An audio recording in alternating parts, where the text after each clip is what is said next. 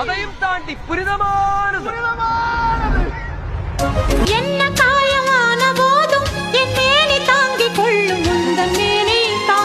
Hello friends, അസ്സലാമു അലൈക്കും. അപ്പോൾ ഞങ്ങൾ ഇന്നുള്ളത് പാലക്കാട് DJ അമ്യൂസ്മെൻറ്റ് വകയുള്ള ഗുണ കേവ് ഫെസ്റ്റിലാണ് കേട്ടോ. അപ്പോൾ ഞങ്ങളിതാ എൻട്രൻസ് ഫീസൊക്കെ എടുത്തിട്ട് ഞങ്ങൾ പോവുകയാണ്. അപ്പോൾ ഒരുപാട് കാഴ്ചകൾ പോകുന്ന വഴിയാണ് സെറ്റ് ചെയ്തിട്ടുണ്ട്. കുറേ പ്ലാൻസും കാര്യങ്ങളൊക്കെ സെറ്റ് ചെയ്തിട്ടുണ്ട്. മക്കൾക്ക് ഒരു എൻ്റർടൈൻമെൻറ്റും അവരെ കണ്ണിനെ കാഴ്ച അമ്പരിപ്പിക്കുന്ന രീതിയിലേക്ക് ഒരുപാട് കാര്യങ്ങൾ അവർ അറേഞ്ച് ചെയ്തിട്ടുണ്ട് കേട്ടോ. അങ്ങനെ തന്നെ ഞങ്ങൾ എൻട്രൻസ് എത്തി. ഗുണ കേവിൻ്റെ ഫസ്റ്റ് ആ ഒരു സെറ്റപ്പിന് നല്ല രീതിയിൽ അവർ ചെയ്തിട്ടുണ്ട്.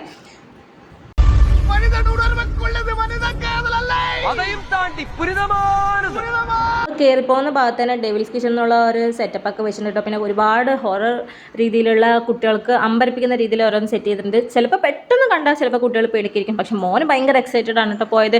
പിന്നെ നമ്മൾ ആ ഫിലിമിൽ മഞ്ഞുമൽ ബോയ്സിലെ ഫിലിമിൽ കണ്ട ഓരോ സീൻസും അത് അവർ അതേപോലെ ക്രിയേറ്റ് ചെയ്യാൻ വേണ്ടിയിട്ട് അവർ ശ്രമിച്ചിട്ടുണ്ട്.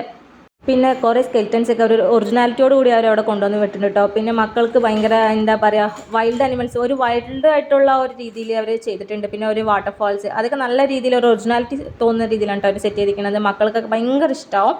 അപ്പോൾ എല്ലാവരും പോയി നോക്കുക. ഈ ഒരു വെക്കേഷനിൽ പോയി നോക്കാൻ പറ്റിയൊരു സ്ഥലമാണ് കേട്ടോ. പിന്നെ കുറേ ഫോട്ടോഷൂട്ട് ചെയ്യാൻ വേണ്ടിയിട്ട് കുറേ സ്ഥലങ്ങളുണ്ട്. മക്കൾക്കൊക്കെ ഓരോ ഭാഗത്തും അവിടെ പോയി എന്ന് പറഞ്ഞാൽ ടൈം പോണതേ അറിയില്ല. നമ്മളൊരു 120 രൂപയാണ് ഒരു ടിക്കറ്റ് ഒരാൾക്ക് വേണ്ടിയിട്ടുള്ളത്. പക്ഷേ ആ 120 രൂപ കൊടുത്ത് കയറിയാലും അതിന് വേർത്തായിട്ടുള്ളത് എനിക്ക് തോന്നിയിട്ട് കേട്ടോ. അപ്പോൾ ഇതാ ഗുണ കേവൊക്കെ ആ ഒരു കുഴിയൊക്കെ കറക്റ്റ് രീതിയിൽ അവർ സെറ്റ് ചെയ്തിട്ടുണ്ട്, ശ്രമിച്ചിട്ടുണ്ട്. ഞാൻ അവിടെ ആ ഭാഗത്ത് വീഡിയോ എടുക്കുമ്പോൾ ഫോൺ താഴെ പോകുന്ന പേടിച്ചിട്ടാട്ടോ എടുത്തത്.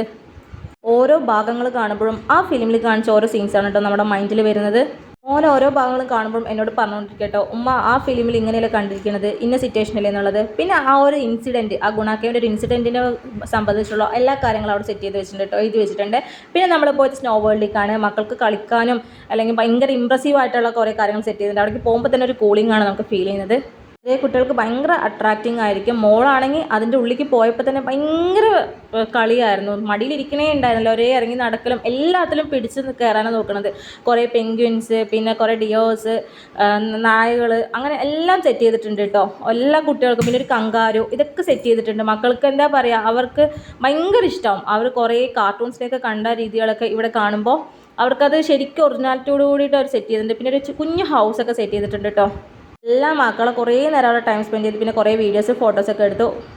ഓരോ ഭാഗത്തുനിന്നും മക്കളെ ഉന്തി തള്ളിയാട്ടോ കൊണ്ടുവരുന്നത്. അതുപോലെ തന്നെ അവിടെയുള്ള എല്ലാ പേരൻസും മക്കളെ നടത്തിക്കാൻ വേണ്ടിയിട്ട് കുറേ കഷ്ടപ്പെടുന്നത് കണ്ടിട്ടുണ്ടായിരുന്നു. കാരണം അത്രയും കളിച്ച് അവർക്ക് മതിയാവണില്ല. മോളാണെങ്കിൽ ഓരോന്നിനും തൊട്ട് നോക്കിയിട്ട് അവളുടെ ഭാഷയിൽ എന്നോട് എന്തൊക്കെയോ പറഞ്ഞിട്ട്, മോൻക്കാണെങ്കിൽ പിന്നെ ഒരു 100,000 സംശയങ്ങളാണ്. അവൻ പിന്നെ എല്ലാം കാണുന്നതിൻ്റെ കൂടെ തന്നെ ഓരോ ഭാഗത്തും വന്നിട്ട് ഉമ്മ ഇവിടെ ഇരിക്കും, ഫോട്ടോ എടുക്കുക, വീഡിയോ എടുക്കുക, അത്ത ഫോട്ടോ എടുക്കുക, വീഡിയോ എടുക്കുക വേണ്ടിയിട്ട് ഞങ്ങൾ വിളിച്ചുകൊണ്ടേ ഇരിക്കുന്നു. പിന്നെ നമ്മൾ എൻ്റർ ചെയ്ത ഒരു ഫ്ലവർ ഷോയിലാണ് കേട്ടോ. അതും നല്ല ആർച്ചക്കായിട്ട് നല്ല രീതിയിൽ സെറ്റ് ചെയ്തിട്ടുണ്ട്.